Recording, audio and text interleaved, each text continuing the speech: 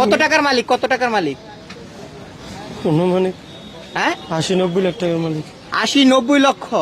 80-90 লক্ষ টাকার মালিক হয়েও তুমি কেন এই ভিক্ষা ব্যবসা করো? কেন কেন এটা কেন কেন করো?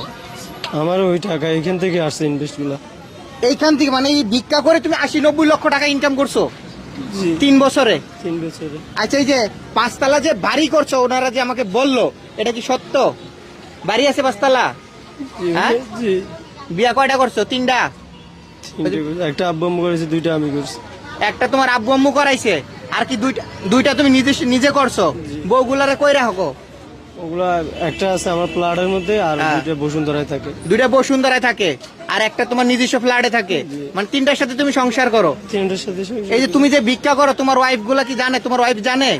করি। না, কি বলে বিয়া করছো তুমি? ওরা জানে যে আমি ব্যবসা করি। তুমি ব্যবসা করো? কিসের ব্যবসা করো? স্পটের। ভিক্ষা ব্যবসা করো? না ভাইয়া, তাহলে স্পটের ব্যবসা। এক্সপোর্টের ব্যবসা করো? জি। এক্সপোর্টের ব্যবসা করে তিনি 80-90 লক্ষ টাকা